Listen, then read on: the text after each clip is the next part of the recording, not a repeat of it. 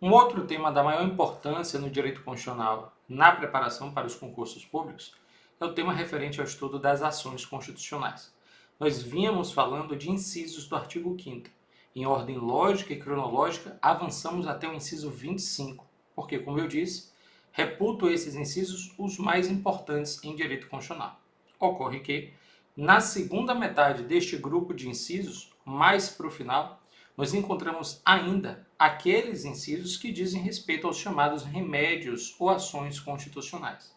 Então agora nós vamos tratar dessas ações, eu dedicarei um vídeo para cada uma delas, porém percebemos que ainda estamos no artigo 5º. Foi como eu disse, este artigo, ele é o maior em quantidade de incisos e seguramente é o mais importante para a sua prova, daquele que consta na Constituição, sobretudo no que toca à temática referente ao estudo dos direitos fundamentais.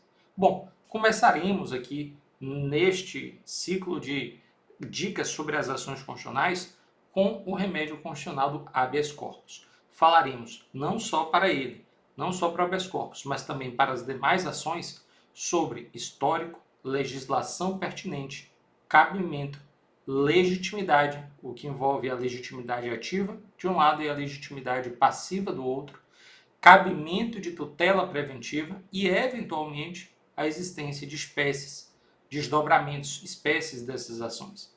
Bom, inicialmente, para o habeas corpus, no primeiro tópico que fala sobre o histórico, de maneira objetiva a gente pode dizer, predomina que o habeas corpus, a ideia de um remédio que viesse a cumprir essa função, que hoje a gente conhece como habeas corpus, ela remonta à Magna Carta inglesa de 1215, que foi imposta pelo rei João Sem Terra por pressão dos barões de então. Então, neste caso, nós temos ali o nascedouro, a gênese, a fonte originária desde que veio a ser o primeiro remédio heróico, posteriormente consagrado como habeas corpus. Depois, em seguida, nós tivemos, aqui no Brasil, mais especificamente no plano infraconstitucional, Código Criminal de 1830, logo depois, Código de Processo Penal de 1832, até ser alçado ao status constitucional com a Constituição Republicana, a Constituição de 1891. Sobre o histórico, essas informações elas são suficientes, sobretudo para uma prova objetiva. Além disso, nós temos ali a legislação pertinente. No que toca ao estudo do habeas corpus, nós temos na Constituição, artigo 5º, inciso 68. Mas se você me perguntasse se nós temos uma lei específica que disciplina esta ação, como existem outras leis para as demais ações, eu lhe diria que não. Para as outras ações, veremos que há leis específicas, 9507 de 97 para o habeas data, 4717 de 65 para a ação popular, 12.016 de 2009 para o mandado de segurança, 13.300 de 2016 para o mandado de junção, por exemplo. Mas para o habeas corpus nós não temos uma lei específica. Além dessa previsão constitucional que aqui eu mencionei, nós temos também Código de Processo Penal dos artigos 647 a 667. Bacana? Então essa é a previsão do ponto de vista da legislação. E aí você me pergunta, quando é que cabe? E aí vai uma dica também que serve não só para a ação de habeas corpus, mas servirá para o estudo das outras ações, dos outros remédios constitucionais. E a dica é, sempre que você quiser saber quando uma ação constitucional ela será cabível, basta você olhar para o dispositivo da Constituição que contempla, que consagra esta ação. Então, se a gente olha para o inciso 68 do artigo 5º, ele vai dizer que conceder-se-á habeas corpus sempre que alguém sofrer ou se achar ameaçado de sofrer violência ou coação em sua liberdade de locomoção por ilegalidade ou abuso de poder. Então essa é a ideia. O cabimento é esse. Se você desdobra em outras palavras, a síntese que você consegue extrair deste inciso que fala sobre o cabimento da ação é que esta é uma ação, este é um remédio constitucional que serve para tutelar a chamada liberdade ambulatória, a liberdade de locomoção. Como diz a doutrina, o direito de ir, de vir e de ficar ou permanecer. Então este é o cabimento do habeas corpus. E você poderia me perguntar, mas Éden, só cabe o habeas corpus quando a ofensa é direta? Não.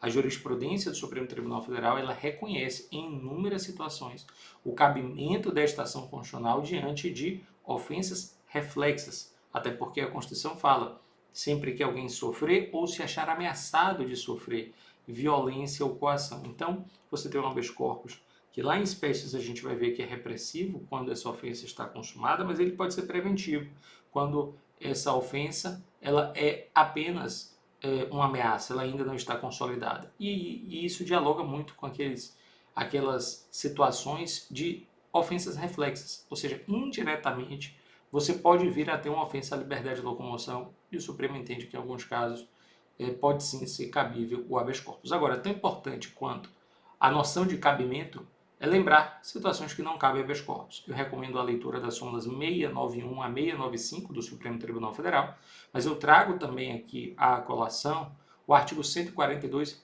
parágrafo 2º da Constituição Federal, que vai dizer que não cabe habeas corpus em relação às punições disciplinares militares.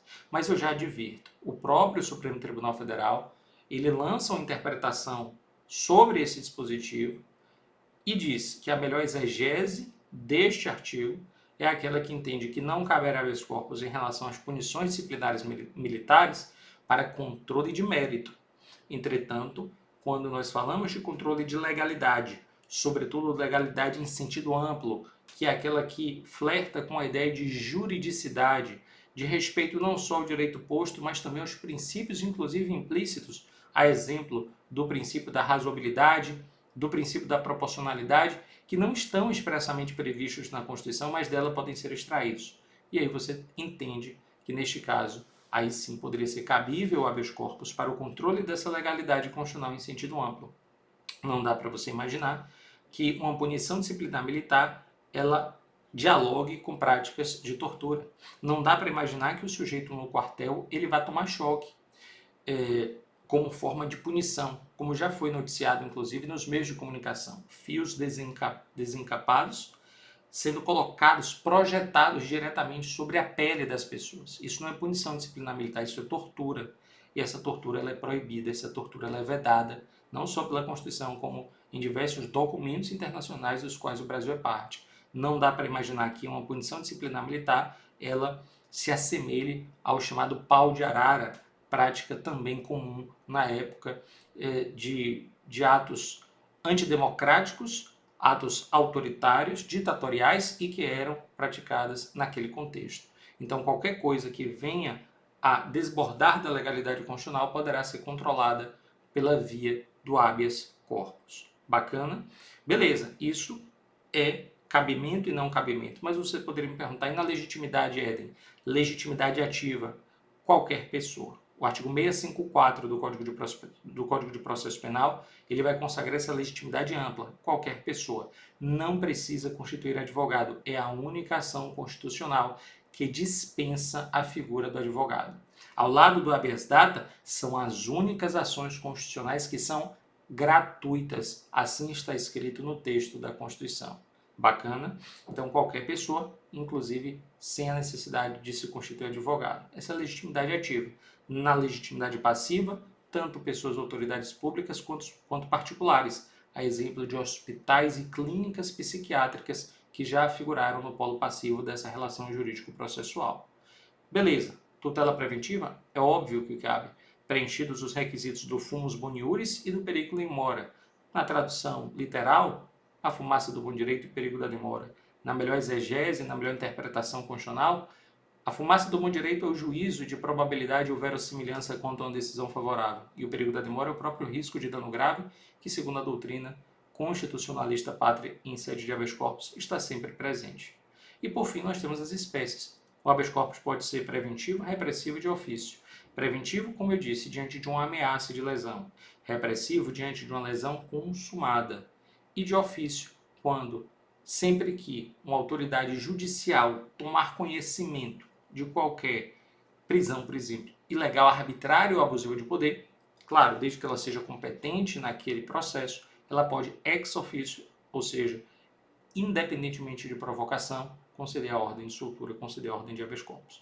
Essas são, aqui em poucos minutos, menos de 10 minutos, as linhas que você, com certeza, vai levar para a sua prova sobre a legislação constitucional e que vai lhe habilitar a acertar as questões que envolvem essa temática naquilo que é o mais essencial.